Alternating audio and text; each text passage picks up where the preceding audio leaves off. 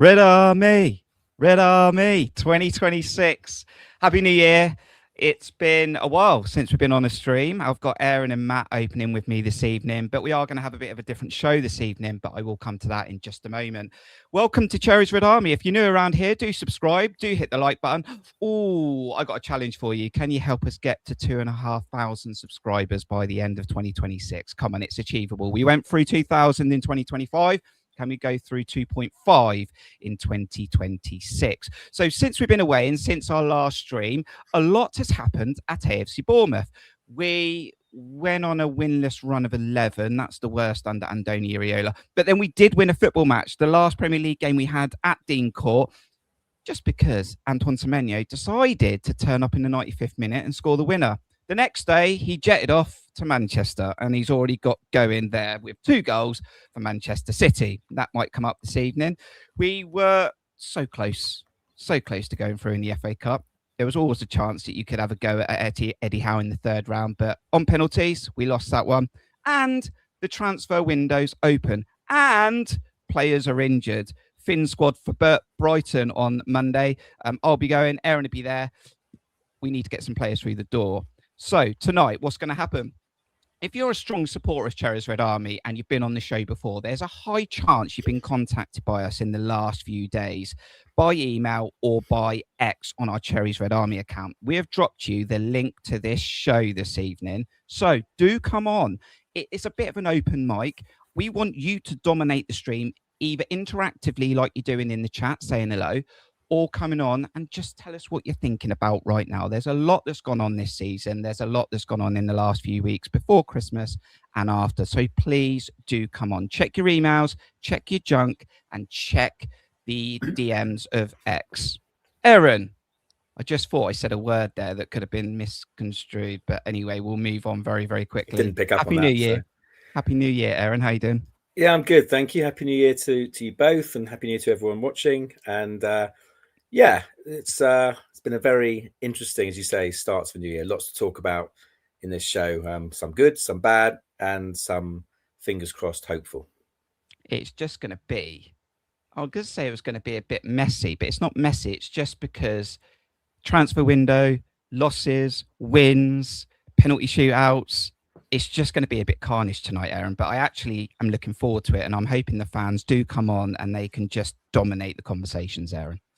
Yeah, look, it'd be great if whoever wants to come on, please feel free. You don't have to be an expert. You don't have to be nervous. We're just having a chat about Bournemouth, which we all love. So obviously, if no one does, or if we only get a couple, 3 of us can talk all night long about it. But yeah, come on, give us your views, ask us questions, discuss anything you want, anything to do with the football, the transfer market, anything at all, and we'd love to chat cherries with you. So if you've got a link in your emails or in X, then click on the link. Show your camera, show your audio. You'll end up in the green room. I can see some of you already in there, and we'll bring you into the show. Depending on how busy it is this evening, we might keep you on for 5-10 minutes or longer. But if you've got to leave at any point, do let us know and we'll drop you out. There are some in the messages saying they'd like to come on, but they haven't got a link. So I don't know if you want to drop it or if it's too late now. I don't know. It's up to you. Brilliant. Okay, so what we'll do, the best thing to do, I will drop the link in a bit. I'll tell you what, we will put the link into the chat in a bit. So we'll get going, and then I'll copy and paste the link and I will stick it in the chat. If you can put your name in the window when it allows you to join the stream, put your name in there, you'll end up in the green room and we'll add you to the show. Matt, good to see you. Good evening. I was saying evening, the run we were on, not great, the worst under Andoni Iraola so far, but I'm sure you've seen worse. Oh yeah, it's definitely seen worse over the years. Yeah, you forget about all that, don't you? We've had it so bad, haven't we? Premier League football, no win in 11, but that's ended now, of course. So grateful for that, and hopeful, as Aaron said, for what the future might bring. Even this season, 6 points off Europe, boys, is still available. Yeah, it's so tight. We didn't get everything we wanted over Christmas, Matt, but did the wife get you anything interesting over Christmas? Yeah, she did. She did me a solid, to be honest. Yeah, from Armani aftershave was probably my favourite present. Yeah, well, two lots of aftershave she got me, so I don't know what she's trying to tell me there. Yeah. Well, some clothing as well. Yeah, some decent clothes. Yeah, she did well, mate. She's You always do really well in the old clothing side, don't you, Matt? I've got her to thank, mate. she dresses me every morning. Right, let's kick off. We got some in the green room. Let's kick off. We've got some from the UK, we got some from America, and this is what we want. So we're going to bring the guests in. Let's start off with, go on, Neil. Let's drop you in first because I did see you the other day. How you doing, Neil? Happy New Year. Neil? Is it still in the year sort of territory? Just. I said it. 2 weeks in. 2 weeks in. All right. Yeah, let's go. We're midway through. I know I obviously saw you. Did I see you? I'm just trying to think. You were sat in front of me. Was it after New Year? It was after New Year. It was the Arsenal game. Was it the Arsenal game? I've actually not been to a game this year, which is unusual for me, but I've been down with a bit of a chest infection. It must have been just before New Year and Christmas. Before that, yeah. Neil, is there anything particular you want to bring to the table today? This is a bit of an open mic. Well, I want to. We've heard a lot about people leaving the club and all the players we've lost, and how, people got injured. But I want to just shed a bit of positivity on the players that we have got who are doing really well. And one that I'd really like to talk about is Tav, because I think he's really showed up the last few games. I think he's not only is on the pitch, but also he's done some press as well. He's done some interviews after the games. And he has spoken like a captain, like a leader. I've been a critic of his previously, sort of October, November time. I thought he was quite poor and wasn't actually given us much. He wasn't dynamic. He was looking to pass backwards at the first opportunity rather than looking forwards. But I think in the last few games, I've watched him quite closely, and he has been, helping the attack. He's been back in defence. He's been all over the place, and I know he made a bit of a faux pas, didn't he, of sticking his finger up to the crowd at one time or shouting something to the North Stand. But I think we ought to cut him a bit of slack. I mean, he works tirelessly every game, and I think he's just been quite special the last few games, and I'm pleased that we've got him. He's not the only one, of course. And Ben says, yay, we could enjoy some positivity right now. Also saying good about Tav has been difficult since the incident. Good to share that we can change. Aaron always seems to be linked in windows. West Ham last summer, this time, Nottingham Forest. Yeah, they can whistle for it. He's not going anywhere, is he? I think the biggest compliment I can pay Tav is that you really notice him when he's not there. And he does come in for some stick, along with Neil. I've had my moans about him over the last couple of seasons on and off, but I agree. He's really kind of stepped up, and I think he's really stepped up in that centre midfield role, which he was forced to play for a number of games now. Obviously against Spurs, he was back out on the wing and produced 2 assists for 2 of the goals. So, but yeah, I think I don't know what it is about him. He's got energy more than anyone else. He pretty much always stays on for the 90 minutes, give or take. He's very versatile. He's a manager's dream. He can play, as he's proved now, central midfield, right, left, in the 10. And I agree with Neil. He's really kind of, last few games, he's really driven on and been a lot more proactive, a lot more kind of dynamic, and works his socks off. But yeah, I do think that you really don't realise how good he is or how important he is, should I say, until he's actually not there and not in the team. He's one of those players where you just miss him when he's not there. So yeah, I'm a big fan. He's obviously not going to go anywhere this window. Hopefully he's not going to go anywhere for some time. He's the sort of player we really want to keep around. And interestingly, Matt, the incident towards the North Stand, which I'm really disappointed with, because it wasn't actually the reaction we gave him. It was something completely different, and obviously he misunderstood it. Credit to the man, though. Andoni Iraola's clearly had a word with him, and he's fought back in the way you should fight back, and that's on the pitch. And now you take Semenyo out the pitch and no longer a Bournemouth player. When you look at the top statistics of players in our team, he's in the top 3. Yeah, I've definitely seen a change in attitude more than anything. He's a frustrating player. He always has and always will be, I think, in terms of he's not at the top level with his technical ability. So he lets himself down with a stray pass, giving away possession too easily, or a lack of end product on too many occasions for me. However, he does make up for that with his work rate and his versatility. And lately, certainly, I think since that incident in the Everton game, we've definitely seen a change of attitude. So something's obviously gone on behind the scenes. Words have been exchanged, but between manager, coaching staff, and player, and he's changed his attitude, and I think his performances have upped as a result of that, really. So I agree with Neil. I think in the last few games we've seen the Tav that we all want to see on a consistent basis. And when he's brilliant, he's brilliant. He'll always cover every blade of grass. He'll always play in whatever position you want him to play, and he'll give you 100%. He's got that energy, that work rate.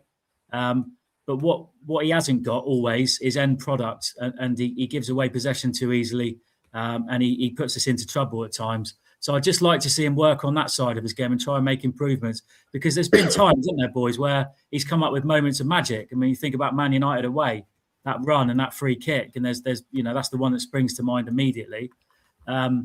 So yeah, he's capable. I just wish he was a bit more consistent with it, Tabs, and we'd love him to death, wouldn't we? But I'm with you, boys. I wouldn't like to lose him at this point. I think he is pivotal to us.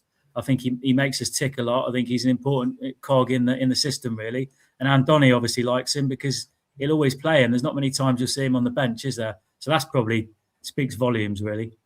In the interactive chat as well this evening, sorry, Neil, in the interactive chat as well this evening, if you do plant a question in there, StreamYard now gives you the ability to hold it. So I am going to star some comments in the chat this evening and we'll plant them to our guests. So do put stuff in there and we'll be as active as possible. Yeah, Neil?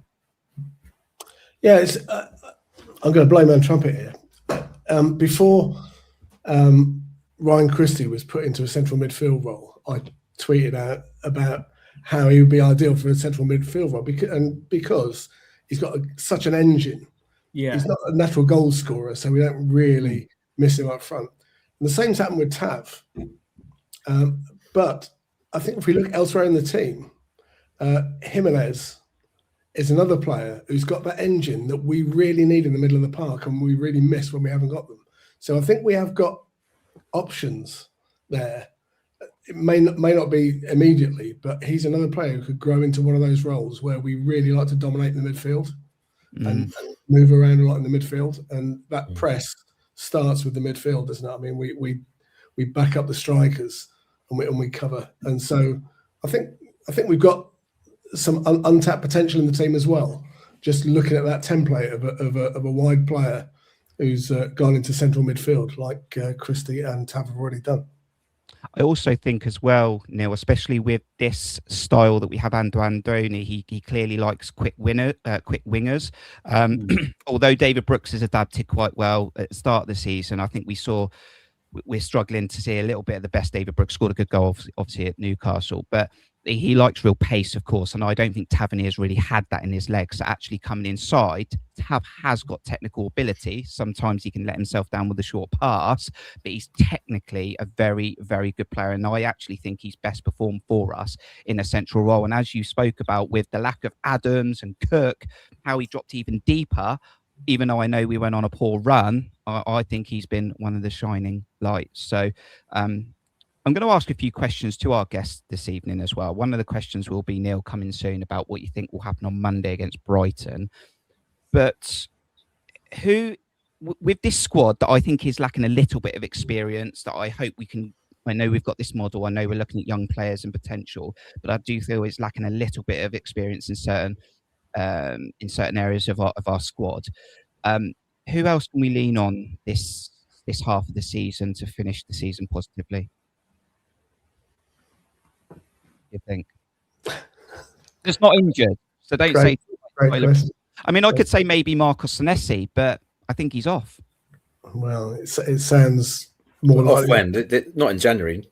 No, but what I mean is, yes, my question was who could really step up, Neil, in regards to helping Tav and helping us really do well in the second half of the season. I mean, it could be Senesi, but I think he's off in the summer. It could be. I mean, Alex Scott obviously has done better and better as the season's gone on, and seems to have found himself a decent role in that midfield, working alongside Tav, and I think the two combine quite well. So as long as he's not off, because there's been talk about him as well. Obviously, anyone who's any good who plays for us is going to be off to a big club. But Alex Scott, if he keeps playing like he is, he will earn himself a great reputation and could get back in the England squad. Neil, Brighton, Monday. What's your thoughts? Oh, gee. Ask me Our record's a bit iffy, isn't it? It is a bit dodgy over there. Yeah, I mean, I've been to the last few at Brighton. I'm not going to this one because I'm working that day and it's just too much to get back from the place in the middle of nowhere. Yeah, I mean, they're a good team, aren't they? Even if they're not firing on all cylinders this season, they still have lots of quality and a great coach. But Bournemouth surprised me when I'm getting desperate and thinking we're never going to do anything ever again. You know, they come back and they put a performance in. I mean, I think probably the best day I've had as a Bournemouth fan maybe was up at Newcastle last year. Where, you know, they'd won 10 in a row. We were struggling. We were literally, you know, we only had 2 full-time pros on the bench or something. It was something crazy like that. And we went and absolutely smashed them. And our coaching team and our players have got the ability to do that. So it's a long-winded answer, and I'm really sitting on a fence here. But look, if we get anything out of it, I'll be happy the way things have been recently. Neil, it's been great to have you on. The green room is building up, and it's good to get your thoughts. And I'll hopefully see you in the North Stand a few more times this season. Great to see you guys. Aaron, Cheers, Neil. See you, Neil. Take care. Thanks, so mate. we'll drop Neil out. Thanks, Neil. Let's bring in someone. Oh, his camera's just gone off. Gene, your camera's just gone off. I know you're in the car, so we'll let you sort that out. Let's just quickly bring. Oh, I got a question for him. Let's bring Morgan in. Morgan Scott, how are you? Yeah, all good. Thank you. Thanks for having me on. No, that's absolutely fine. Good to see you. Happy New Year. And to you all, and everyone watching. I may have a question coming from you in a bit, but I'm going to dive into the chat for you, Morgan, because I feel like you really do like the potential of youngsters. How do we feel about James Hill, Morgan? That's actually a really interesting question. I did a little chat when he went on loan to Blackburn on a YouTube channel, and I thought it was the right move for James Hill at the time, and he was fantastic on his loan, and I think he's coming to a side that's an unsettled defence, and he has come in and been so mature and won every single header you could want him to. That penalty was never a penalty at Spurs either. Before you say that it was given against him, I thought it was Brooksy, but it was actually him on slow motion. But yeah, no, he's been fantastic, and I think with him and Senesi being the leader at the back, I think that partnership will be fantastic, and hopefully that can be a bit of trust between both of them, and Trufair and Jimenez and Petro, and I think he's really, really good, and hopefully a club that we've seen with likes of Semenyo, etc. James Hill could be the next one that is our, you know, Dean Howson or Sabani eventually after some time, because that's what Bournemouth do. We develop players, we coach them under Andoni, we make them fantastic, and then we sell them for the profit. That's what our club has to do, being not a top 6 club. So I think he's really promising, and I've been really impressed with him. And I think he, don't get me wrong, if we need to change it with Mia Savrovic or Diakite, if there's always competition, then we've got the options, because James Hill is still young. But it's really good to see him get a final run in the team, and I think it's really good for him, because I was doubtful that when we would see this, and it's really good to see. Thank you for that question, Josh. Love the image and the fun now, by the way. I think Kroopy might come up in this stream, potentially. I'm sure there'll be enough questions about Kroopy or comments. Aaron, I was really worried when Sabani went. The Howson one, okay, I was gutted, but he went. When Sabani went, my biggest fear was Kepa went, experience, stability. Sabani, for me, you lost the spine. And my fear was that this defence would really struggle this season, with Andoni having to almost transition a whole new back five, and we've really hit that in the 11. The goals we've conceded, I think we're 7 away from conceding as many as we did over a whole season last season. Did you do a 6-7, Kurt? 6-7, whatever that means. Dear. You know, we're not far away from actually matching what we conceded over a whole season last season. Diakite, has struggled in a lot of games for me, and it almost by default, Aaron, Hill had to come in. Yeah, look, I mean, who'd have thought that if you lost your whole defence, we'd be leaking goals left, right, and centre? I mean, I think we all warned about it. We all knew it. We know the reasons behind the four of them who did move on. They all had their different reasons. I think it's an interesting one. Diakite actually started the season quite well, in my opinion. I thought I remember watching him at Liverpool and away at Spurs specifically, and he was dominant in the air, reading the game really well. First, everything at Tottenham, and probably one of our best performances of the season, that away game. And I thought, God, we got a good player here. And we obviously went in that run and we were top of the league in October. So no one was really complaining then. And then things started to turn a bit pear-shaped. And I think he's obviously a young player. Premier League, as we know, is ruthless to adapt to. Some, class players like Howson who are truly world class will adapt within a game. And so that happened. Lots of other players that doesn't happen to, and nor should it. So it has taken him some time. I think, we have Milosavljevic, another youngster who obviously hasn't really had a run in a team because he's had injuries as well. So yeah, I think the problem Andoni had, he had such a settled defence last season, pretty much week in, week out. It was Smith, Zabani, Howson and Kirkhead. And already now, Smith's had his injuries. Senesi, obviously he's played a lot of the games, but was out for some time with injuries. Milosavljevic has an injury. Diakite's had a loss of form, etc. So yeah, in comes James Hill. Now, he's actually not a youngster. I wouldn't call him a youngster. He's 24, James Hill. So he's not like a 19, 20-year-old. This guy needs to be playing regular first-team football now. He's no youngster. My problem with James Hill is not, and as I've proven the last few games, is not with his ability to read the game, his aerial ability, his throwing his body on the line, physical challenges. He's done brilliantly in that department the last few games, and fully deserves to keep his place at the moment for sure. My worry about James Hill, and you saw it when he did play sporadically last season, because as I said, there wasn't much of an opportunity. And it happened away at Brighton, ironically, last season, if you remember. And it actually happened against Newcastle in the FA Cup. For their first goal, he ball watches too much. Not too much, so that's harsh. He ball watches occasionally. And in the Premier League, at that level, one chance, bang, it's a goal. Like, he didn't see Harvey Barnes make the run. He was watching the ball and he got done. Same happened to Welbeck last season at Brighton. So that's my one criticism of him, is that he has that lapse of concentration. Lots of defenders do. And he does ball watch, and I'm sure he's learning on that. But right now, I want him in that team because, well, Milosavljevic is coming back from injury. I still think was a hell of a player in there. So when does he get thrown in? That's another question, because he's now fully fit. I thought Diakite actually against Newcastle was quite good, apart from the slip. So there's lots of players there for Andoni, Hill, Diakite, Milosavljevic, who are all clearly good players, but not outstanding players like we have with Zabani and Howson. It's going to be very difficult to replace them. So what do we do? I mean, one of the questions I'm sure will come up in the January transfer window. We haven't been linked with a defender yet. It's all been midfielders and wingers, understandably. Are we going to go for a defender now on the basis that we now have 4 fit centre-backs? So that's the question.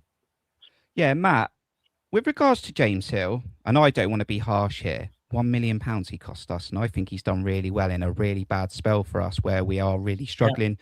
And we're conceding a lot of goals. And there's a comment from Sean in there about I don't think Diakite is as bad as people say. This is what Sean says. I don't think Diakite is as bad as people say. He's just a player that needs a bit more settling. And I do agree with that. And I would give Diakite time. I have been critical of Diakite, although I appreciate it is difficult coming from France to England, a bit like Adley, coming from Germany to the Premier League. It really shows for me how much the Premier League is tougher than the French League and the German League. My concern where we were was we haven't really got time at the moment. But James Hill for £1 million, has he got a little bit of a tag on him, like a Gavin Kilkenny and some of these other players that obviously come from League One, Championship, had to prove themselves? Is it harder for him because he's probably looked as a player that come from Fleetwood, probably shouldn't be in the Premier League? I would don't want to be harsh, but I'm just reiterating the Kilkenny situation as well. There's an element of that, but ultimately, everything that Aaron just said there, he took the words out. It was everything that I was going to say. So the problem we've got, James Hill's done fantastically. James Hill again, fantastic attitude, but waited patiently for his opportunity. Had to be given that opportunity, and he's grasped it. He has taken it with both hands, no question. He's filled a gap there for us. we're still leaking goals is the problem. And that is because our defenders at the moment, let's be honest, aren't good enough. Yes, they're works in progress, a lot of them. As you've just said, Kirk, Diakite, going further up the pitch, Adley, taking time to adjust. So we're in this transition period. But with James Hill, he's not top level. He's not top level, and he won't be. He's 24 now. He's been with us a long time. We paid £1 million for him. He's a stopgap. He's a fill-in. Let's be honest. With all due respect, James Hill's been fantastic, but he does have lapses in concentration. He can get caught now and again, positionally. I've seen as well. Although it's good, it's just now and again. And top-level defenders don't do that. When you look at Dean Howson, when you look at Zabani, the reason that our defence was so solid last season is because we had those top-level defenders. We haven't got that now. We know that. Senesi is our nearest to it. So we're in a transition where we've got to balance players that we're signing, youngsters with great potential for the future, with players for the here and now. Players for the here and now obviously cost a heck of a lot of money, and would they want to come to Bournemouth? This is the challenge that Pinto and Francis have got now. Yes, we can pick up raw talent and talent that will progress up the ranks. We'll get used. We'll grow, get used to the league, and we'll probably sell for big money, like we've seen. But that we need more than that. We need players for the here and now. Where do we find them? Very, very difficult. I haven't got the answer. There, other clubs do it. You look at Brighton, you look at Brentford. We've had these conversations before. So we've got to find a way. We've got to be very, very smart in our recruitment. Yes, we've done fantastic from a business point of view. If you ask Bill Foley what his thoughts are on Thiago Pinto and Simon Francis, I'm sure he'll say they're fantastic at what they do. But that's a little bit short term. We're signing these players. We're letting them go too quickly, arguably for less money than perhaps we should be releasing them for on occasion. And we've got to address that. It's not just about the business off the pitch and the money in the bank. We've got to make sure that we're competitive on the pitch still. So time will tell on that one. The jury is firmly out. Let's see what we can do in January. This is a very, very difficult window. And the players that we've been linked with so far, the two that I've seen that look solid, look like they're players for the future, not maybe for the here and now. Arguably, Toff could come in and do a job, and Rayan could do a Krupi, couldn't he? Who knows? But we need to find those players. And I think the thing to say about James Hill and the defenders in general is, would I be very, very disappointed if we didn't sign a central centre half in this window? Yes, I would. I'd be very disappointed if we didn't, because we desperately need one at this moment in time. So, yeah, interesting time. Can I just make a quick point, Kirk? And it's actually something that Tom actually brought up in the back of the net, was that we're never going to struggle to score goals and create opportunities, and that's been proven over the season. We're still scoring goals regularly. The biggest thing Andoni needs is he plays a very attacking football, and Tom actually said the biggest thing he needs is decent defence, not adding to the players we've got going forward, because we play such a style of football, chaotic, going for it style of football, that you need a solid defence. So I agree with Matt. I think a priority has to be at least one, if we can get them, really, really top quality centre half, because the players we've got, obviously we can supplement. Antoine Semenyo's gone, we're clearly going to replace him. Kluivert's injured, we're probably going to replace him. But I think going forward, we're actually okay, and we will score goals, and we will create opportunities. But we will, if we keep with the same back defenders, we're going to be leaking goals for the rest of the season. So I think that has to be. It sounds ironic for an Andoni team, but the defence is a priority for me. Oh, interesting conversations talking about the back line. I was a striker and a winger. I want to talk about goals. But Morgan, I sort of planted the first question. Is there anything else on your mind as the Premier League football returns very soon? Yeah, I think it's an interesting one. Aaron mentioned that he is injured, but David Brooks is technically, in my opinion, one of the best players that we still got in our squad. My concern is for someone that loves Brooksy, he doesn't have the end product a lot of the time. And even though he scored at Chelsea, he has to be finishing that first time. That's a golden opportunity. The one at Old Trafford, again, even harder, but I think he should do better. And these are costing us in big moments. And now Antoine Semenyo's gone. We need players to step up, and I'm not putting all, Brooksy's done fantastic for where he was, to have his injuries and his illness and come back and show his commitment, stay here long term. Fair play to him, because he's not always going to be a starter and only has finishers, etc. But we need to find a way of David Brooks scoring more goals and getting more assists. Technically, he's fantastic. Also, he has to sometimes take a risk with shooting on his left foot. I know it must be I'm not too fitted, I'm not a footballer, but he has to find a way of being able to create, even if he shoots with it kind of cuts in on his right, he has to kind of get that finish onto his left foot at times, because that could cost us in big moments. And that's kind of the frustrating thing is what we need a lot more goals in our team, and I don't see where they're coming from. I expect more from Evan Neal, and I expect more. Creepy's done fantastic. What a special mention. And some of the goals, he looks fantastic. And if he can continue his form, then that could be a player for the future, well, and for now. But David Brooks, I just don't know what more. I don't know if there's anything Andoni can do. It's kind of a question, and I don't know what your guys' thought and maybe the chat, but it's kind of he always has the ability. It's just the end product, and it can be quite frustrating at times. And the thing is, Matt, and I can always remember David Brooks in our first Premier League stint being a very good finisher, not just with his feet, but with his head. But I said it to a mate of mine a few weeks ago before the end of 2025, especially the Man United game, how many times he was shooting straight down the goalkeeper's throat. And then not the one time, but when he does properly shoot for a corner, look what he does at St. James's Park. Look what happens when you don't just shoot at the goalkeeper. I've been saying it for months now, really. Months. I've said it on the other channel, on Back of the Net. David Brooks, I love the bloke. I love like Morgan said it all there, the commitment that he's shown to the club, what he's been through, the character, the mentality, you can lavish all the praise and plaudits on David Brooks that you want to, because he deserves it all. But he's got to start adding numbers. It's as simple as that. They're the harsh facts. Technically, he's one of our best players, I would say. He's got a football brain on him. He knows when to come inside. He knows when to go wide. So positionally, he's all there. He can link play. He can create chance. He can create something out of nothing. We've seen that from David Brooks in the past. And we've seen it from him a little bit in little spells, little spurts this season. But we've got to see it a lot more. Because if we did see more of it, he'd be one of the first names on the team sheet for me, because he's got that about him. And technically, his technical ability is fantastic, second to none when he's on it. But he's got to make sure he starts adding those numbers. He's got to be more clinical in front of goal. The amount of times he gets presented with an opportunity for an assist or a goal, and you think he's got to score it. The amount of times I've said that this season, he's got to be scoring that. I can't count him on two hands. There's been that many, I'm sure there has, throughout this season. And that's not good enough. Great to see him get that goal at Newcastle. That's what David Brooks is all about. And that's what we want to see more of. Driving at a defence. Yeah, he got a little bit of luck. The ball came back to him.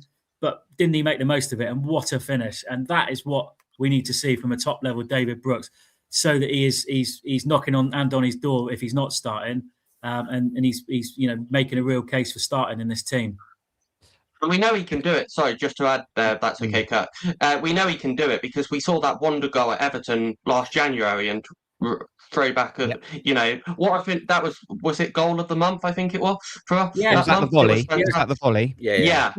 Fits and starts. It was fantastic. It's in fits and starts. It's not and we know he's got that in his locker. We just need that more consistent, and he would be, as you said, alluded to, Matt, starting every week, and he would be knocking on Andoni's door quite a lot. It would be really fantastic if he could. And with Andoni, we've seen him put other players in different positions. He is such a good technical coach. If he can help David Brooks in that final third, get a few more goals and get a few more assists, we could have a serious player back on our hands. I was going to say, I think I agree with Morgan now. I was just going to say, I think Brooks, for me, is the most technical player we've got at the club, and I don't think he's strong or quick enough to be on the wing anymore. So I think he's a perfect number 10. We're trying to pull them all into number 10. Yeah, but I mean, one thing David Brooks can do is he can see a pass. He's technically very, very good, and he can play make from that number 10 position without having to really kind of be that power and speed on the wing that you need. Yeah, he's not a classic Andoni winger, is he? Oh no. No. Facts are for you guys watching this, whether you're watching live or whether you're watching this back on replay, facts are we lost Antoine Semenyo, who gave us 13 G&A this season. So someone needs to step up. My concern, although Ryan looks talented on YouTube, I've been there already. I've looked at the 5-minute clips. I did that with Adley as well, to be fair.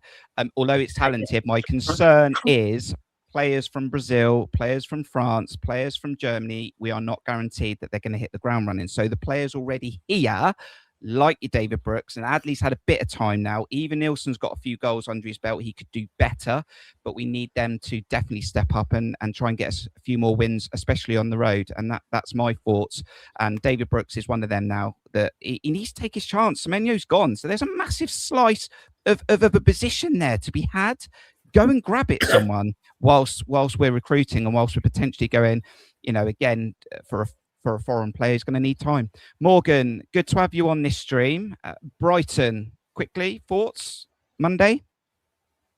Yeah, no, thanks for having me. It's been great. Brighton, Monday.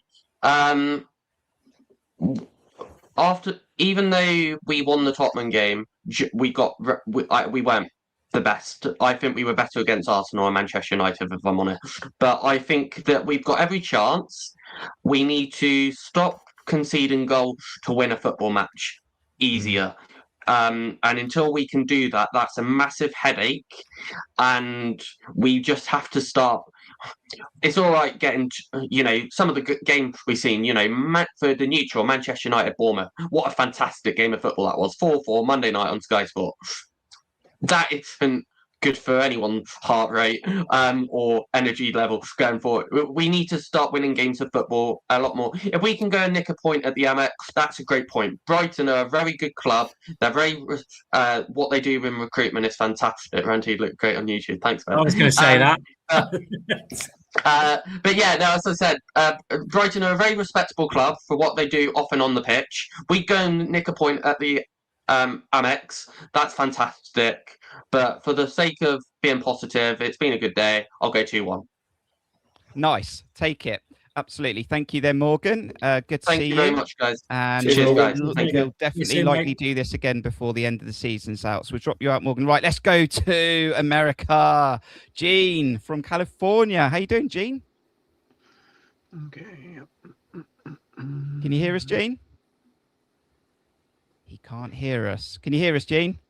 Gene? I cannot. Can't Something's going on my end. You can't hear us. We can hear you. I'm not We muted. can But hear it's you. just, can you guys hear me? Can you Yeah. hear We me? can hear you. We can hear Well, you. I can't hear you guys at all. Talk So- about Bournemouth. If you can hear me, I just got a couple things to get off my chest, basically. We need a new goalkeeper, period. This guy is I think he's the worst we've had in the last 5 or 6 years. And it's comical to watch him react to some of the shots that come his way. It's just, he's a step behind everything. I think Marco Senesi is, I hate to see him go, but I don't think he's going to quit on us. I think he's that type of player. He's going to try and help this Ducati kid because his immaturity shows it every time he gets on the pitch. And, I think we're going to surprise people Monday because this team is going to come together because they think they've lost their leader in the sense of Semenyo being that guy. Whether he scored or not, he took up a lot of the opposition focusing on him and opened the window for other guys to score. So, I'm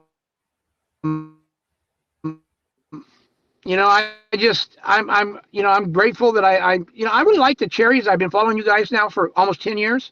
I still don't understand why we would assign people with these release clauses. I just don't get it. If a player wants to come and play here, you don't need a release clause. I mean, and if you don't want to play here under those conditions, move on. Don't sign them. I'd rather have guys that are going to stick around. And David Brooks is an all-star, period. I don't care what anybody thinks or how old he gets or what you guys think of him. He's an all-star. He's a guy that puts it together every day that he shows up to play on the pitch, whether he's a starter or a relief guy. He's there. and he loves this team. And I'm grateful I'm a Cherries fan. I really am. So I'm sorry I can't hear you guys. That's okay. But thanks for putting me in the window, and let's get a new goalkeeper. Yeah. We'll drop Gene out because he can't hear us.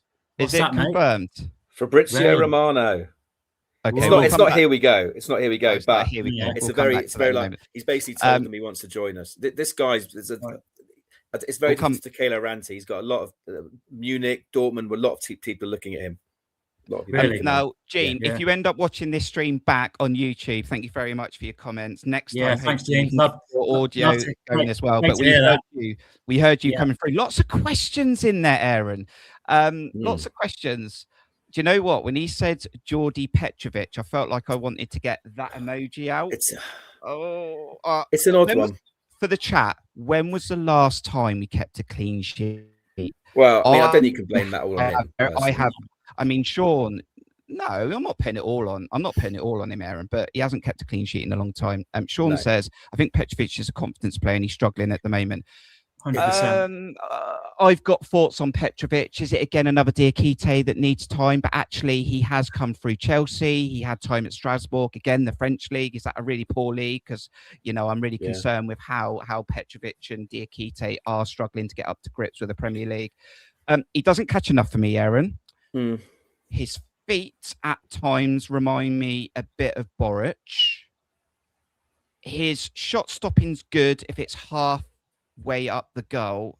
I feel like he concedes a lot of goals down low.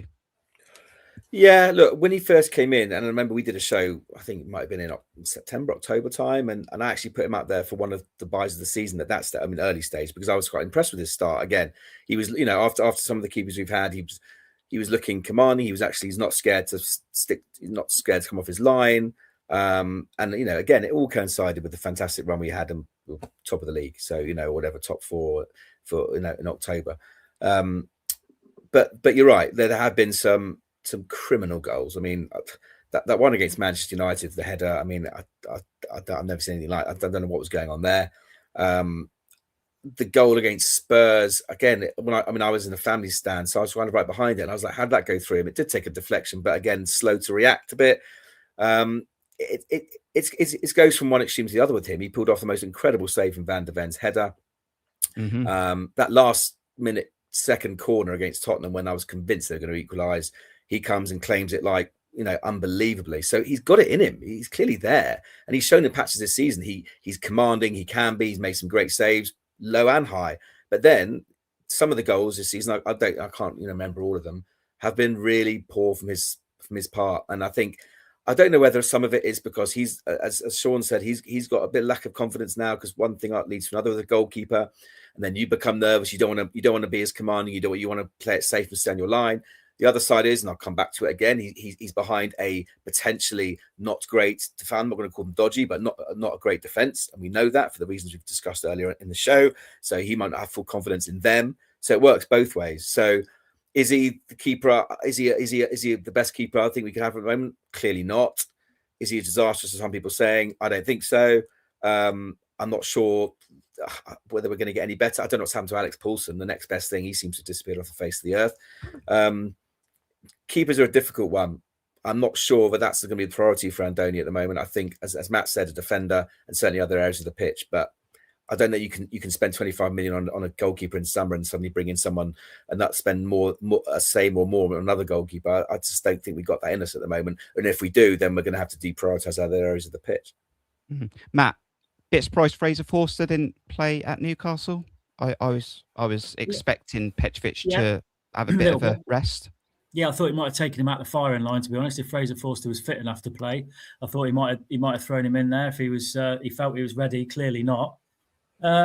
Just to pick up on what Aaron was talking about there, I still feel that if we had a really commanding centre half and a leader at the back that could actually help Jordi Petrovic in front of him, I really think that's what he needs at the moment. I don't think he's got that. As Aaron highlighted, the defence are not helping him at all. Not all the goals have been his fault. Defensively, we've been shambolic, and then the keeping is shambolic as well in the same goal sometimes. So that you always highlight the keeper, don't you? And think, oh, that was shocking. But if you look at Man United away, Diakite's positionally losing his man for that goal was horrific, and then Petrovic's goalkeeping was horrific. So it's a calamity of errors, isn't it? It's a shambles, to be honest, at times at the back, and Petrovic is a big part of that. So I think somebody put in the chat there that his confidence is just shot to pieces. Yeah. It really.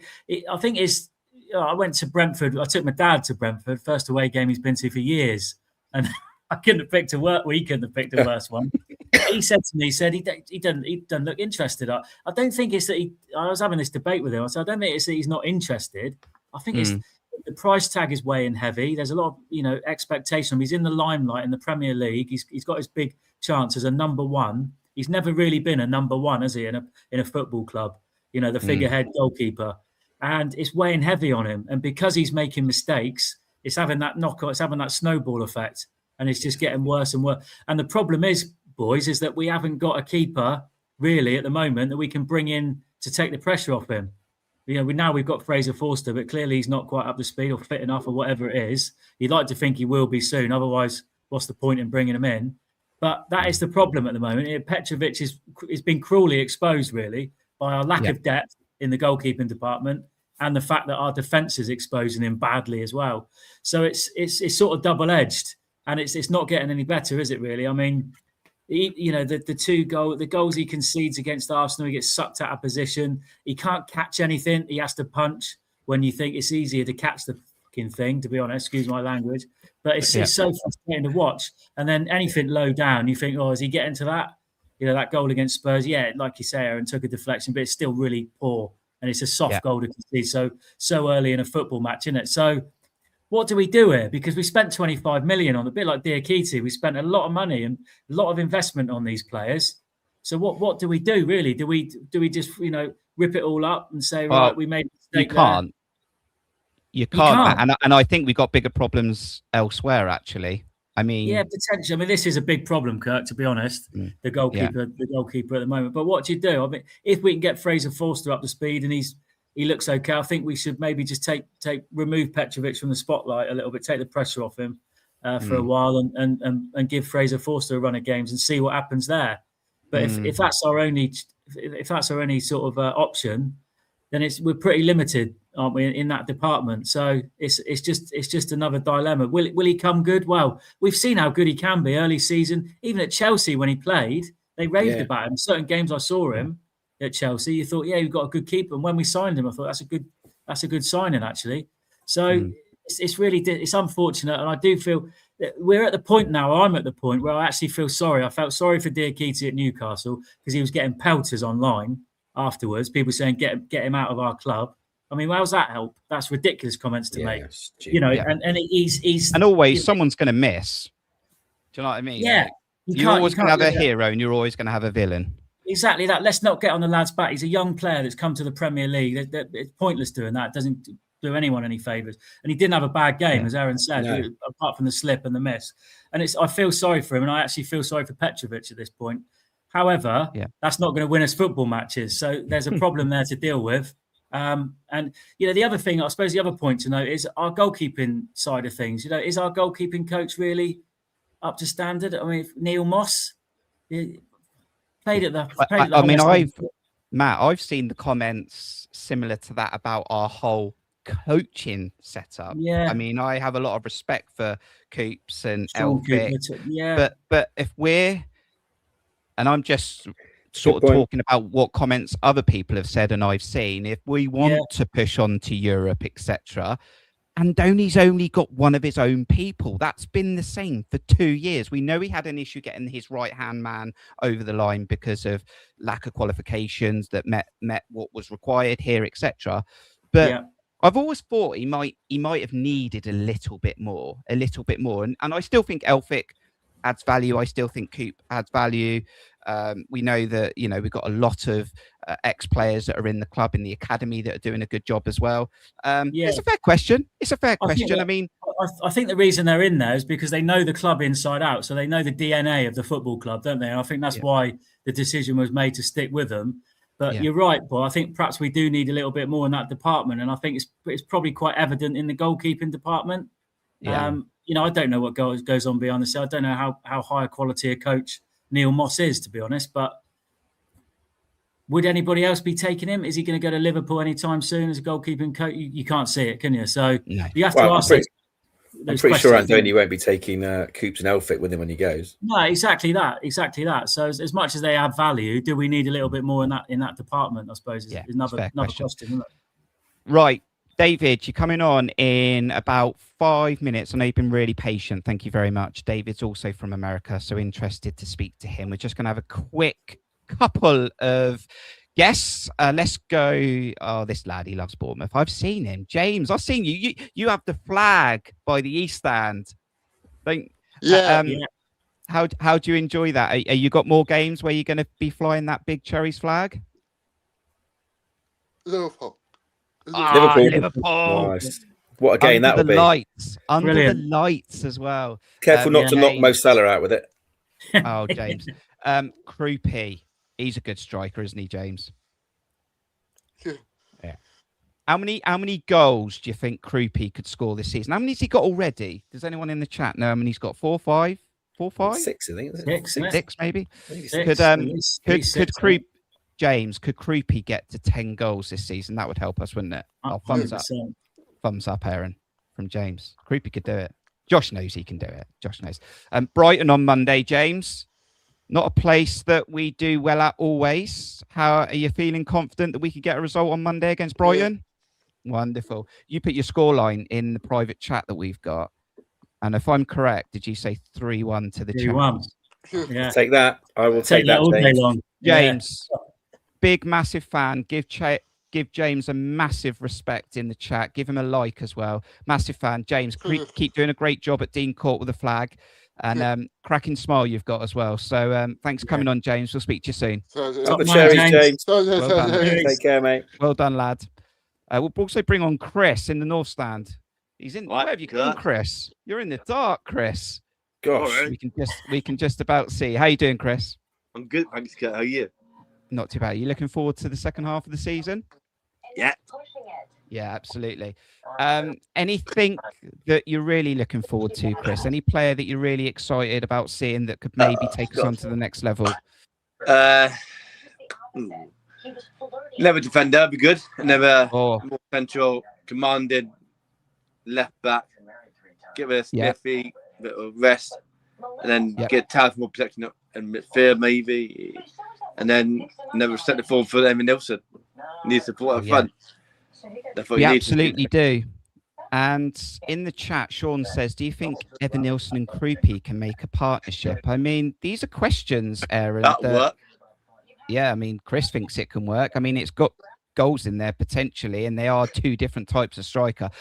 Let's just talk about him, Aaron. Your son is a big fan of Krupi. This lad, I mean, I referred to him on BBC Solent. He reminded me of a bit like a young Jermaine Defoe, the way he scores goals.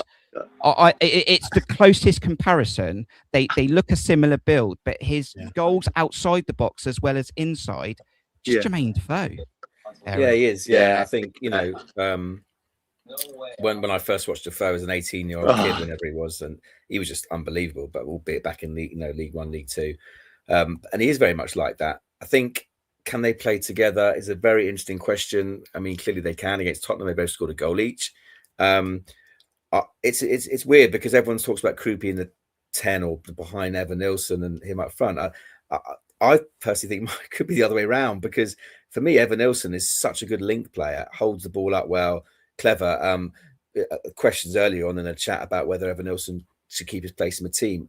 We blooming miss him when he's not there. That's the question. He's not providing all the goals that he should be providing, and he does miss a hell of a lot of chances. But when he's not there, when Andoni's tried it, when he's started him on the bench, there's something massively missing from up front. So again, I keep talking about number 10. We could about 15 players from number 10 at this rate, but whether it's the 10 or whatever you want to call it, Evan Nilsson is a very, very clever player, technically brilliant, little flicks, sees things, reads the game brilliantly, links to players, I've said. And Krupi is clearly the more natural finisher of the two, without a shadow of a doubt. So could he play further forward than ever behind him? I still think Andoni's profile of a number 10 is different to both of them personally. So I'm not convinced that will be the way going forward. But Certainly it can. I know Krupi's played wide before. So look, you need a squad. You need different options. I also think Andoni's talked time and time again about players finishing the game. And one thing that we had with Evan Nilsson coming on so early because of Unal's injury on Saturday was we didn't have one of them on the bench. So again against Tottenham at home, they both started, which was brilliant. They both got a goal and they both went off at the same time. I know we ended up winning the game, but there was me turning around to my boys saying, "Oh God, how are we going to win the game now?" Because they both our goal scorers have both gone off the pitch. But then Semenyo woke up, so that was all good. Both great, but they need help. Hopefully this wonder kid coming in from Brazil can give him that. If he does cross over the line, he looks very fast and powerful. I love both the players. They both, as I said before, they both give you something different. Evan Nilsson gives you what Krupi doesn't. Krupi gives you what Evan Nilsson doesn't. If you can merge the two together, they wouldn't be playing for us. Yeah, it's really simple to me, Matt. And I know people are going to say it's not that simple, but it really is that simple. What you've got to do, Matt, is just let them spend a bit of time together, just like Jan and Callum Wilson did. Just send them out on some hobbies, get them to play pool together, darts in the new training ground. Then what you've got to do is Eva needs to work with Krupi in the gym on strengthening, right? And then Krupi needs to take Eva in the next hour outside and just teach him how to be calm, cool and collected and just finish better. Simple. Yeah, simple as that. There you go.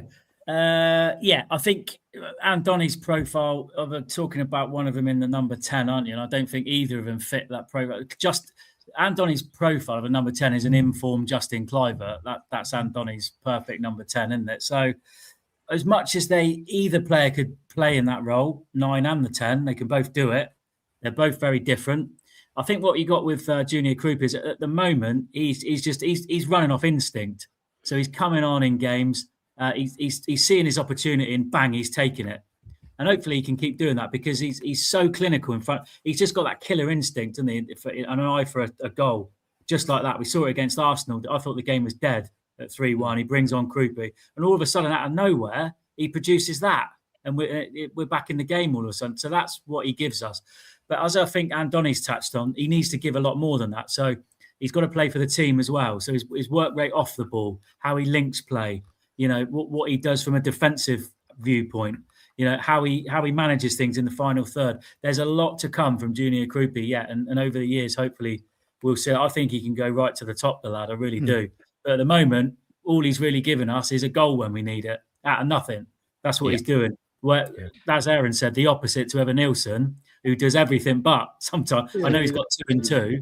He's got 2 and 2, and that's fantastic. I hope that run continues. But at Newcastle, God, didn't he miss some? He missed some gilt-edged chances there, didn't he? The penalty, obviously. But that chance that got presented to him, he's got to bury those opportunities. If that gets presented to Krupi, that's going in the back of the net, and let's be honest, that chance that they gave away at the back, Krupi's taking advantage of that all day long, I think. So, do you know what as well? In that FA Cup, I'm not just saying this. I said to my son, Ever's definitely missing because I think he missed his first ever penalty for us when he could have scored his first goal for us for the Cherries. He missed.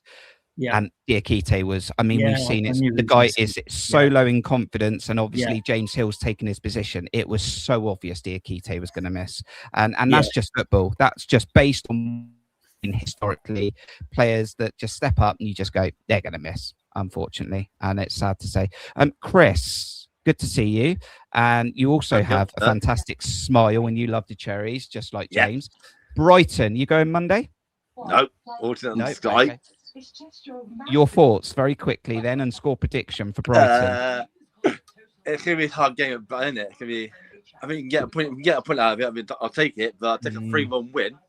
Oh yeah, Cherries Red Army as well. Sammy Nails in the comments, the famous Cherries Red Army. I think we've had it once this season. We don't get it that very often, do we? It's like every 30 games. No. Chris, thank you very much for coming on. Big supporter of Cherries Red Army. Really appreciate it. I'll see you soon in the Steve Fletch stand.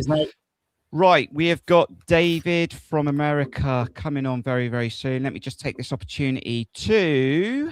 What am I going to do, guys? Let's just thank our amazing monthly members and anyone who donates at buymeacoffee.com/Cherries Red Army. Goes a long way in supporting us, providing our services, enables us to do these streams. And we are streaming across the world. And I know that there will also be viewers checking this video out when it's replayed from Australia and other countries as well. Absolutely amazing. So let's just have a quick ad. Your chance to subscribe, hit the like button. David, you're on next.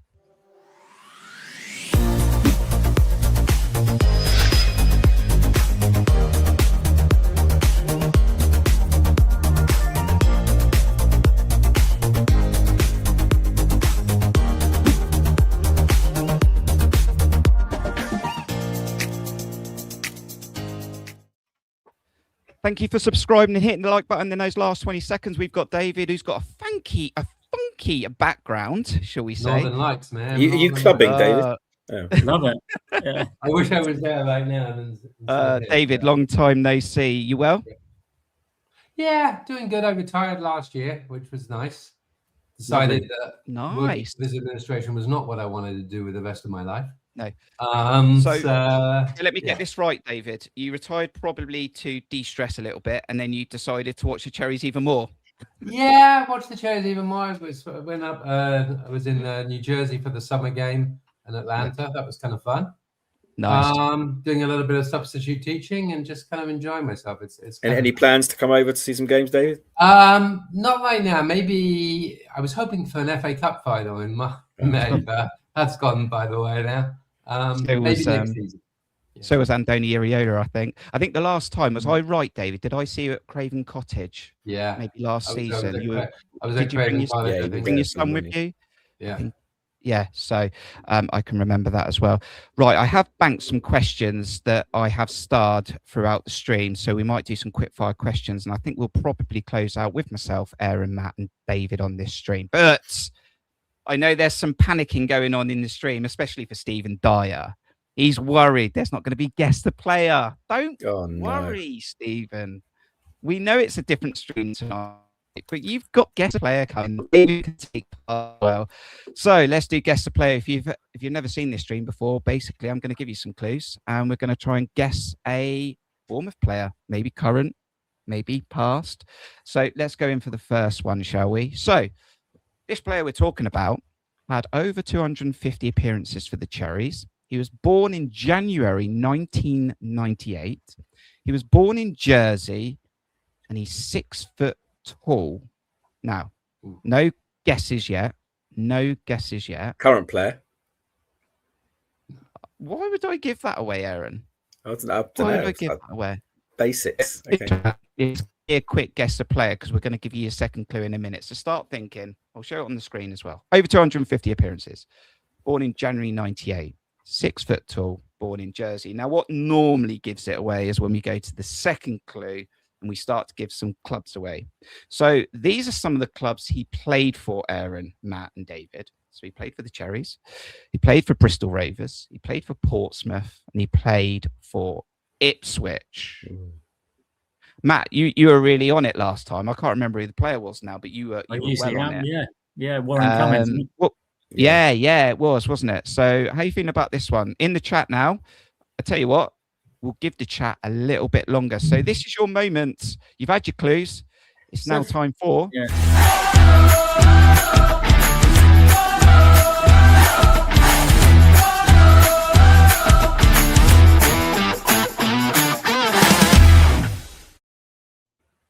Okay, so you've got about 15 seconds. Who are we thinking, guys? I'll keep showing the last clue on the screen. The thing that's throwing me is he's only 27. Yeah, and me. Yeah, because it's true. If I just that's 19. Sorry, I apologise.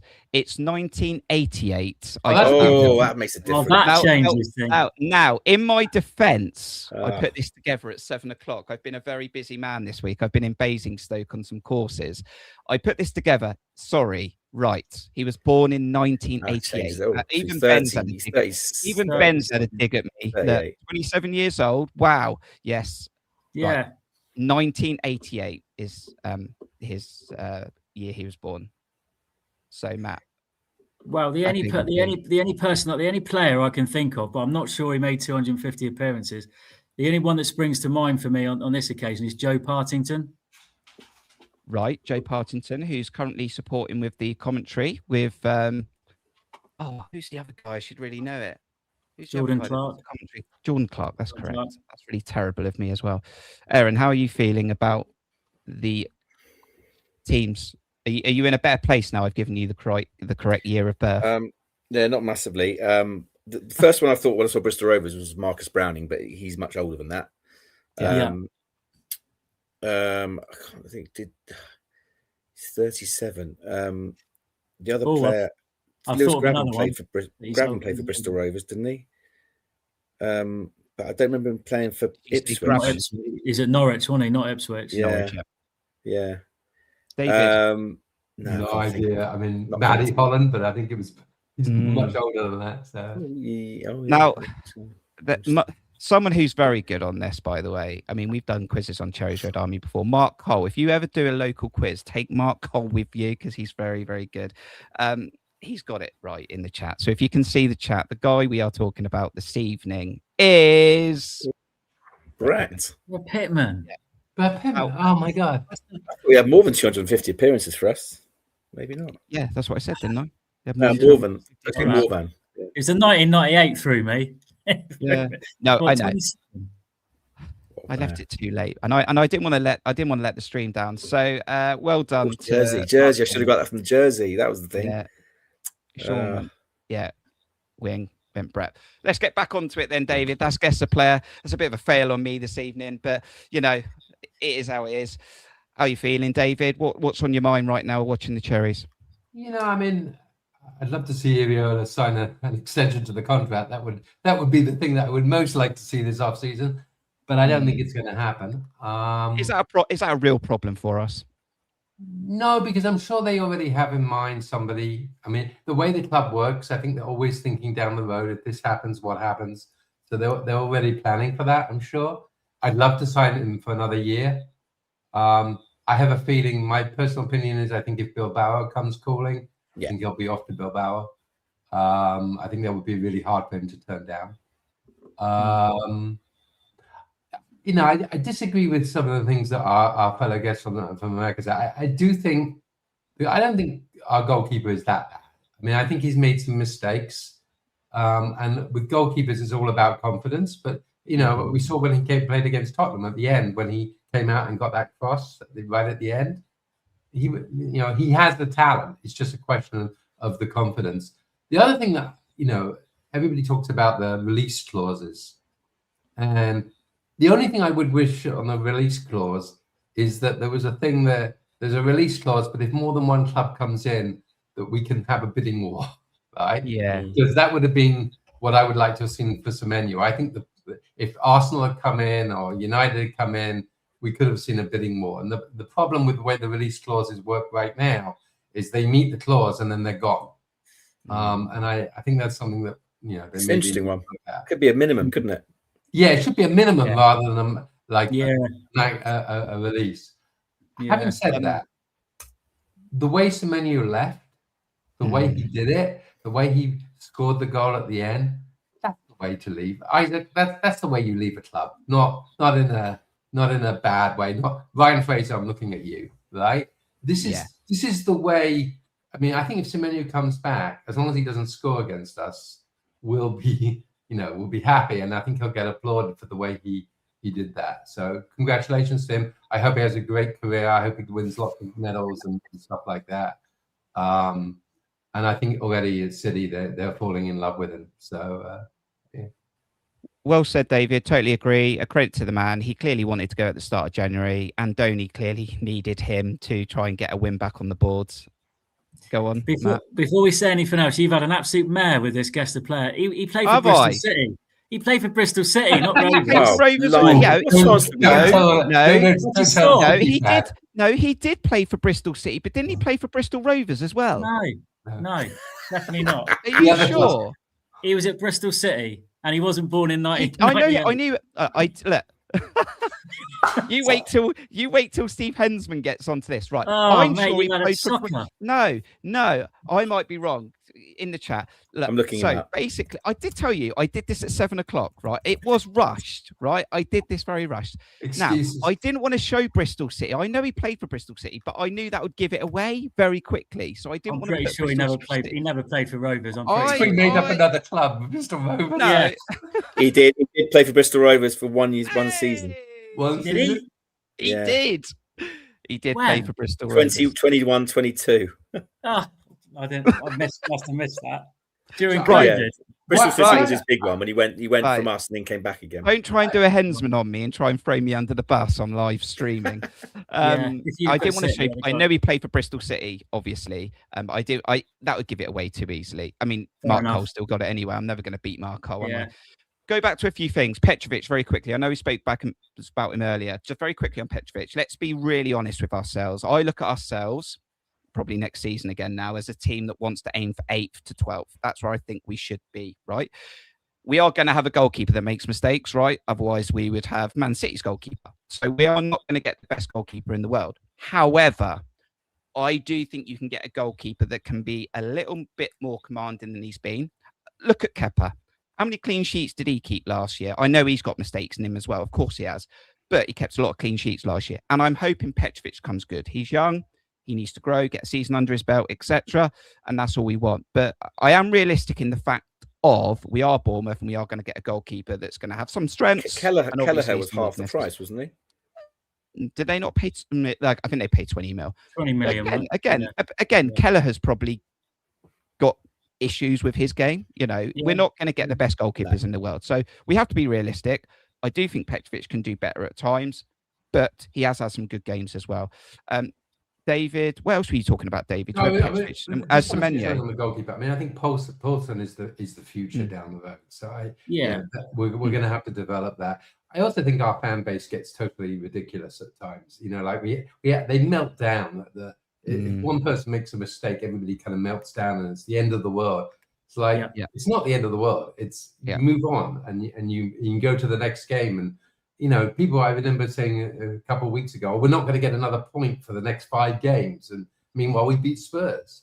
So I think people just need to be a little bit realistic about where we are. We're not as good as we were when we were second, and we're not in the bottom 5 or 6 clubs. We're somewhere in the middle. We're in transition. It absolutely is. Aaron, I've lost my train of thought a bit because whilst you lost your train of thought, I was going to touch on something that David said about Andoni, and again going back to him, because we all want him to stay. I'd love nothing more for him to sign a new contract. I adore the guy, but the problem is he signs short-term contracts. If he signs a 1-year extension, we're going to be in exactly the same position next year. Going, is he going to stay? Is he not? There's too much confusion around it. So unless he's going to sign a 2-year contract, and we know he doesn't break contracts, so that will keep him serious. Signing another year's contract, yes, we got him for another season, which is great. But if you look at it, sort of take a step back from the obviously the joy we'll have of him signing a new contract. Same position next season, probably from the beginning of the season. Is he going to sign? Is he not going to sign? Is he probably not going to sign another one because he signed one this time? So it's kind of, I don't know. It's always going to be. There's always going to be that issue. So I don't know. I don't know anymore. Unless we sign him for a 1 year, so you sign him for a 2-year contract with the understanding that if somebody like Bilbao comes along, we'd let him go. That might be one option. I'd be very surprised. I don't think he's gonna. I think he's gonna go to Bilbao. I don't think he's going to stay, but I do think this window could be key to potentially trying to get him to stay, because if he's made quite a few insinuations in the last few press conferences that he needs 4 or 5 players. I'm not sure he's going to get 4 or 5 players in this window, and I'm not sure he's not the sort of manager to lay down demands or anything like that. It's just not his character, it's not his style. But I do think if we want to have any chance of him staying, he needs to be backed in this window. We're going to get 4 players. That's my prediction. Yeah, we are. I think we might. I didn't think we would be. I thought we would need to do something, but I think we need to do way more than I thought we would have to do. But yeah, we got to get. The problem is Clive got injured for the season. Yeah, injuries as well. Absolutely. Right, what I want to do now, guys. We miss the one player I think we all agree on. We miss right now is Adams, right? I mean, we miss that bite in the defense. And I'll tell you what, David, his mind's on the World Cup now. I'm being honest. He needs to get fit for the World Cup. That's what. Yeah, he does need to get fit for the World Cup. In order to get fit for the World Cup, he's got to play in the Premier League before then. You can't just go straight to the World Cup. No. He might be back in mid to end of Feb, so he could just have March and April. I think he'll be fine. Well, we're going to roll for about 10, 15 more minutes. Okay. So what I want to do, guys, is I want to dive into the chat. I've starred some comments that have landed in there, and we need to do some maybe quick fire. I know it's difficult sometimes, but some quick fire answers, and I'll just throw it around the room. So let's go. Stephen Dyer, David said, "Are we worried about Ever's lack of goals or happy with his work rate contribution?" Both, but I think he's got 2 and 2. So that's a positive sign. His work rate contribute. He's Dominic Solanke, Mark II, isn't he? We had the same issue with Dominic Solanke, and we had the same conversations. When's he gonna? He offers so much he brings so much to the team. He links up play. His work rate's phenomenal. He runs the channels, everything. But when's he gonna weigh in with goals? And then that happened. And when it did happen, it was phenomenal. And I think we've got the same here with Evan Nilsson. It will come. It will come, boys. Just don't panic. Don't panic. Because we weren't really saying these things last year, David, when Evan Nilsson was scoring goals. No, but, again, people kind of panic unnecessarily. Yeah. I mean, the goal he scored against Newcastle, the header was, I thought, beautiful. It was Newcastle, right? The header, thought was beautiful. No, it was a Spurs. Spurs, right? I'm mixing the games up. That was a great goal. Krupi is the finisher. Brilliant. But Evan Nilsson is definitely, he's a hard worker. And, you definitely want him in I think we look better when he's in the team than when he's not in the team. So. Yeah, 100%.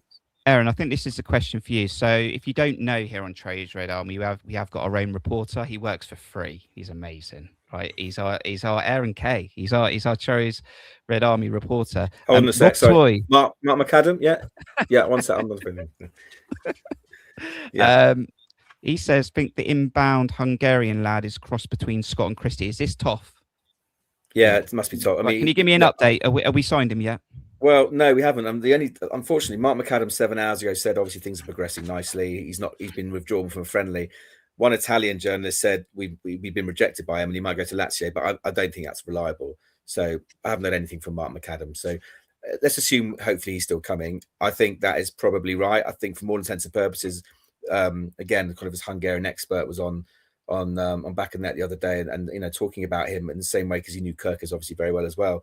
And he was waxing lyrical about this kid. He was given the captain's armband at like 19 or 20 in the Hungarian in the first team. He's one of the best players in the Hungarian national team. He's can play in a number of positions. He has played in the 6, like in front of a defense, but his more natural position is a 10. Very, very high press, very quick feet, and he said very, very good at unlocking and seeing that kind of killer pass as well, but bags of energy. And so, sounds like, look, Christie, we know he's on the wrong side of 30 now. Looks like he'll be back for Brighton, and which is great news. And as many games as he can play this season, great. But we know he's not the future, unfortunately. His body's beginning to give way because he's just been so unbelievably for us. So we need to find that successor to him. And if we can get this guy in, he sounds like, yes, he's young, but he sounds like kind of an experienced young. Like it's not just a raw talent. This guy's an international. And attracting a lot of attention from a lot of clubs. So I think it'll be a massive, another real coup and a player which Andoni likes who can play in a number of positions. Yeah, David. I also look at a midfielder that I definitely feel we need in midfielder because of Adams and Christie's really struggling to get fit. But I'm really looking, and I think Alex Scott, and I was hoping Alex Scott was going to be this real player that was going to break the lines for us, and I think he's done very well this season, actually. Obviously, there's been some games he struggled, but he's done very well. But if we can get another player through the door that can really unlock defences and midfields, that's what we need. If we can get 4-on-4, 3-on-3 actions going, I think we're going to hurt some teams. I just want to, something that Gene said earlier, he said, well, we need players who are going to want to stay with the club. The reality is, a club like ours, most of our players, the young players that are going to come in, are going to leave at some point. That's the reality. But do you think we need to keep them for 3 years? 1-2 years is not enough. Because otherwise, your coach is having to transition a squad too much, too soon. I agree with you. We are a stepping stone club. Of course we are. I get that. But on the other hand, if you have a player, I mean, if you'd asked me as a kid whether 3 of our players this year, summer, would have left for Real Madrid, Paris Saint-Germain, I would have said, what are you smoking? Right? I mean, it's unbelievable that we've actually had players who've gone on to play for these clubs. Yeah. I think the attractive part from our point of view is, hey, come to us, give 2 or 3 years with us, and then you'll go on and get your big money move when you're 25, 26. And it's better for you to come to us because with us, you're going to play every week. If you go to Manchester City or Liverpool, you're going to be sitting on the bench. Yeah, I think the problem is Bill Foley has said it himself, and our fan base have heard him say that we want to create an environment here where players don't want to leave. We want top-class facilities. We want to be competing for European football. So when we sign a player, they don't want to leave. He's gone on record as saying that, and I think our fan base has picked it up and thought, well, yeah, players shouldn't want to leave. Then we should be signing players that we sign for life. Well, the reality is, I do agree with David.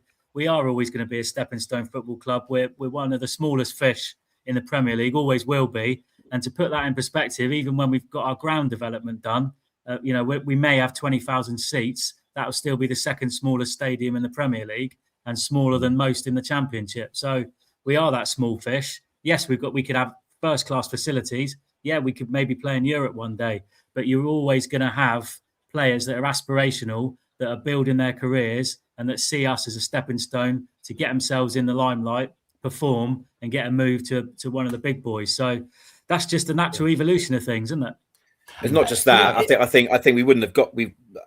It's been quite out there that we wouldn't have signed some of these players. Yeah, it's certainly for Howson. He would not have come to this club without that release clause.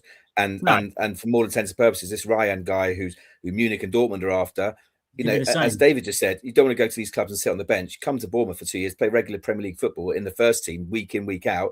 You're going to get your move. Look at Semenyo. Look at Semenyo, right? I remember when Semenyo first came, some of the players sounds were like, oh, he's not that good. Why did we say? He wasn't, was he? He comes for 2 or 3 years. He really develops, and now he goes to play for City, and he's in the team every week. Right? It's a catch-22. It's catch-22. We don't want. We fall in love with these players, and they're world class. And if we kept them all, we'll be knocking for Europe this year without a shadow of a doubt. Always says it best. Don't fall in love with players. Fall in love with the club. But we wouldn't get these players in the first place. That's the question. So we've just got to enjoy them. Fall in love with the new Dean Court just around the corner. A couple of questions coming in, similar questions. So Darren says the whole spine of the team, Adams aside, has been either below par or injured. Wonder what difference a fully fit Christie would have made this season. And Josh, Aaron's son, also says, do we think Christie is breaking up a bit? He's 30 now, coming to near the end of his career, and he can't seem to string a run of games together.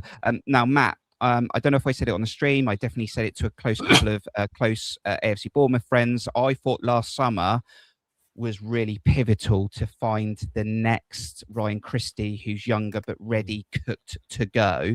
That hasn't happened. I think Ryan Christie, Matt, has broken his body fighting for the badge over the last 2 seasons. I think the amount of running he's done under this system in this style, I think he is almost done. And I feel that's a shame to say that. I don't think it's going to happen this window. This summer, if Andoni stays, unlikely. If a new coach comes in with a similar style, I think it's a priority we find the next Ryan Christie. Yeah, I would agree. I don't think he's not done yet. I think he will come again, but he has given so much to us in the time that he's been at the football club. And of course, the role that Andoni's asking him to play now is such a demanding role that you have to your body has to go through so much to perform that role. And when you get the wrong side of 30, as Ryan Christie is, it's very difficult to keep replicating that week after week after week and performing at the highest level consistently. I mean, Ryan Christie came here from Celtic with mixed reviews, to be quite honest. He'd only ever played really in the Scottish Premier League. We signed him as a Championship club. And we thought, yeah, that's a little bit of a coup. We've got a player from Celtic, who signed for us as a champ competing in the Championship. He's stretched himself, Ryan Christie, and full credit to Andoni and how the vision that he's had for Ryan Christie and what he's done with him. But he's stretched himself beyond all recognition at this level. He's competing in midfield battles with, the likes of Caicedo, all these world class players, and he's not looked out of place one bit. In fact, there's been games where he's absolutely ran the show. So hats off to Ryan Christie, but that has taken so much out of Ryan Christie, I think, as a player in terms of his body. And I think we're unfortunately we're seeing the results of that, and we have seen the results of that this season. So I'm just hoping that we can get him back for at least part of the season. He can still play a pivotal part in the second half of the season, because when he is fit and firing, if we can get him there again, he's got so much to give us. He's what makes us tick. He dictates the tempo. He dictates our press. He dictates everything. The whole thing stems from Ryan Christie a lot of the time. And the fact Tyler Adams is out as well So we've got our 6 and our 8, our first choice 6 and 8 out of the team at the moment. Has had a huge knock-on effect, and that's why it's left the defence so exposed. Yes, our defenders haven't been good enough. And but Clivert, those three, Matt. Clivert as well, the whole three of them, yeah. But that's one of the reasons we've leaked so many goals as well, isn't it? Because we've not had Tyler Adams and Ryan Christie in the middle of the park. So, hopefully we can get him back for at least some of the season. And Adams just as well. something about age. David, did you want to add to that? I was just going to say on the age thing. I mean, look at Adam Smith, right? I mean, I don't know how that guy does it at his age. No, I don't. It's a demanding role what he's doing for Andoni, though. That's what I'm trying to make. Of course, he's still got 3-4 years left in his game, but the amount of running and turf he has to cover. I mean, the last 2 seasons, I think his body's gone through a lot, and that's why I think he's now struggling to get over this last injury. But he wants to play in the World Cup. I mean, we could do with him having a rest in the summer, unfortunately, but he won't. Well, they'll only play 3 games and they'll be out. So I say it's the last question. I'm so sorry, Ben. I've just unmarked it, so I'd have to dive up the chat again. Ben said earlier on something around the style that we've got under Andoni and probably the back line having to transition. Are we just getting punished on the counter? I suppose what I'll do, so it's something along those lines that Ben put in there. I'm so sorry, Ben. I've got sorry, Craig. Do you want me to read it out? Does Andoni's shape style mean that no matter who we have at the back, they might not be there when we're being countered? Yeah. I suppose my biggest concern, David, is, and this goes back maybe to Petrovic and some of the defenders really struggling to get up to speed in the Premier League, is I feel like we're going into every game at the moment having to score at least 2 goals to try and win a football match. But wouldn't you rather watch that than watch Sean Dyche? Yeah, but I don't want to concede nearly 40 goals after 21 games. We're great entertainers, aren't we? Yeah, I mean, people were watching. I was watching the United game here, right? At the bar, and people were like, "Wow, this is such a great game," because it's back and forth, and we take it to them, and they take it to us. But I mean, Sean Parker or Dyche. I mean, what would you rather watch? I would rather watch that. It's a fair comment, but what does it do to Petrovic when he's conceding goals every 5 minutes, David?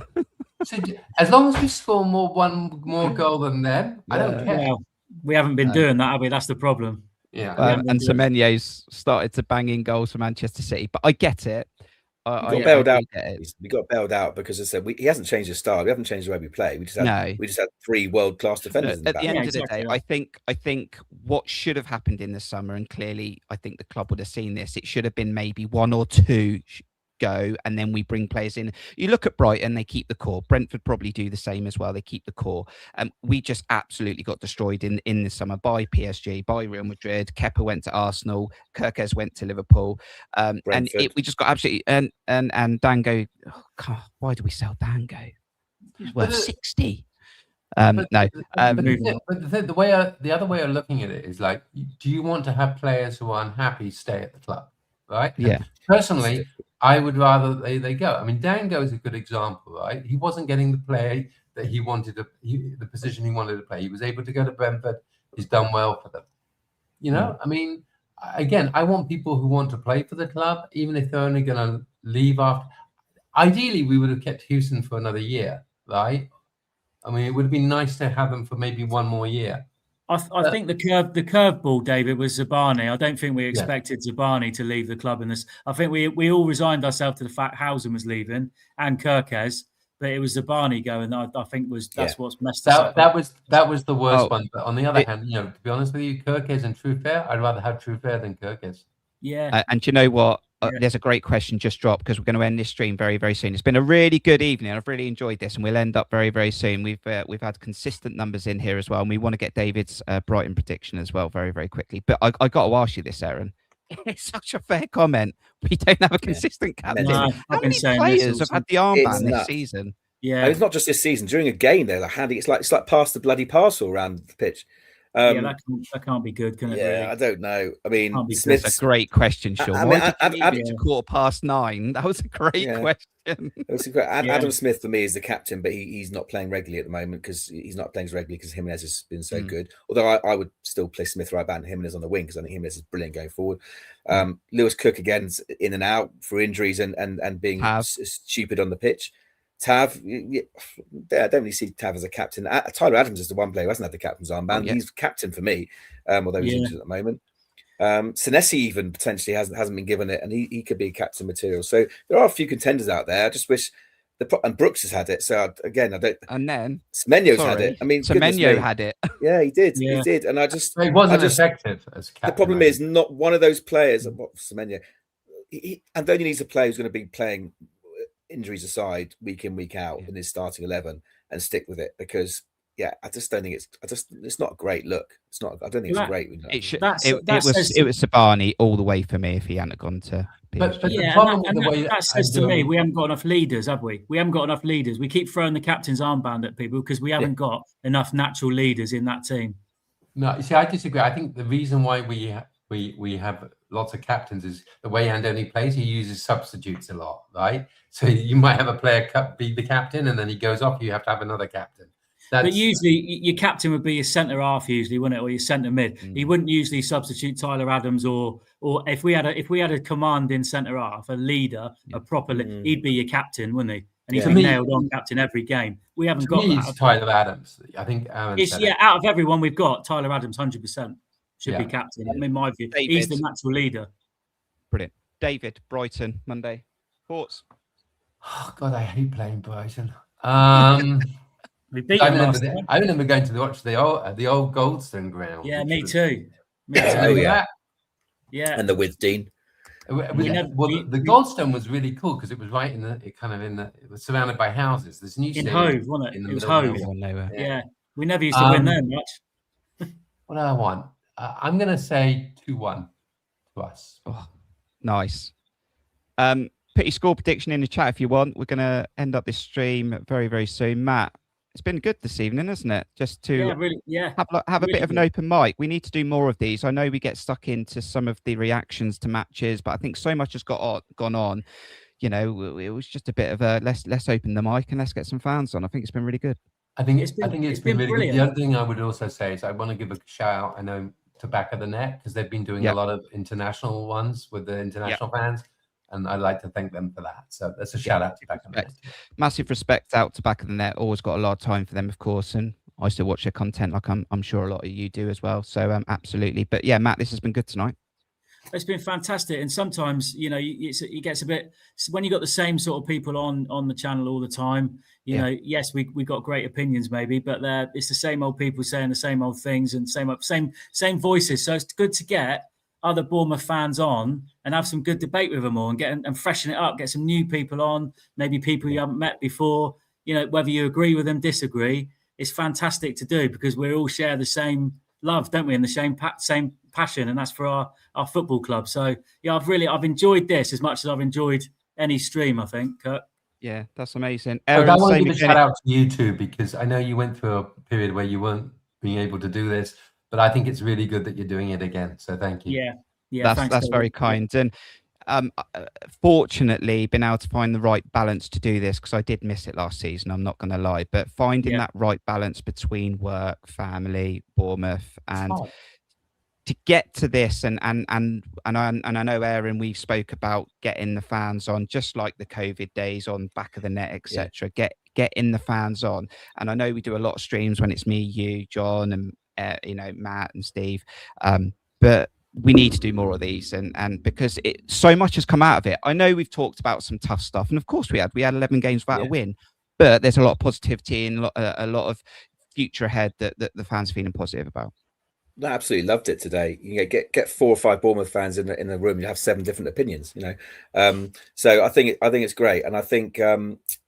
Look, one thing that Cherries Red Army is great at is because we don't all live in the same place. You know, I'm up in Hertfordshire and John's obviously in Manchester, so we all can't be in the same room together. Is that we can have this format, and that does enable anyone from all over the world, David's in America, to join in and give their voices. So I think definitely more of these shows will be great for them, great for everyone else to get their voices heard, and as Matt said, not listen to the 3 or 4 or 5 of us just rabbit onto each other the whole time.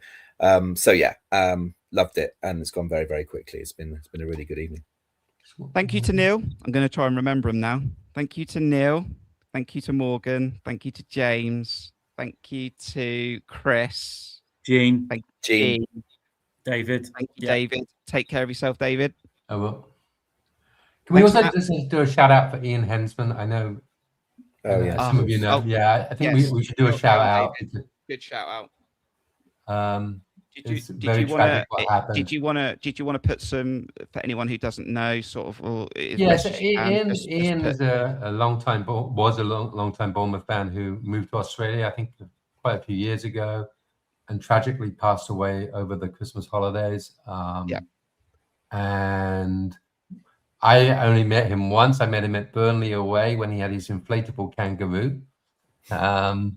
And he was a big supporter, so a shout out to him. And there's a fantastic following in Australia as well, and I know they followed us on Cherries Red Army. So if any of you are watching this, massive respect to you. Well done, David. Thank you for that, because that did happen after our last stream. So thank you very much, Matt. Thank you. See you soon. Yeah, thanks, guys. Always a pleasure. Thanks for having me on, Kirk. Really enjoyed it. Like I say, reiterate that. Let's hope we can go to Brighton. I'll take a point. Head says I'll take a point, but heart says we can nick it. So fingers crossed. Up the Cherries. Aaron stood next to you at the Amex on Monday. See you then. Yeah, looking forward to it. I'm not expecting. I mean, not expecting much. I'll be honest. I still think we're going to be very paper thin. I think we'll get a few signings in this window. I don't think there'll be in time for Brighton, unfortunately, and I think we'll be very thin on the ground, and they're in good form. So I'm not expecting anything, but except for a good evening with good friends, and hopefully a bit of a laugh. Thank you to you, the fans, for getting involved. The interactive chat's been very busy. So for those of you that are in the interactive chat, well done this evening. Thank you for anyone who's watched this back on replay. I know it's 1 hour and 30 minutes long, but a lot of good chat. Watch it in stages and really appreciate it. Matchday vlog should be landing from the Amex, hopefully to a Bournemouth win on either Tuesday or Wednesday. So I'll try and get that out. Follow our socials, follow our YouTube, and we will let you know when the next streams come in, and we'll do our best to be here when we can make it work, just like David mentioned. We're back, and we'll definitely deliver when we can. So thank you from everyone this evening. Have a good rest of the week, and we'll see you soon. Up the Cherries. Up the Cherries. Up the Cherries.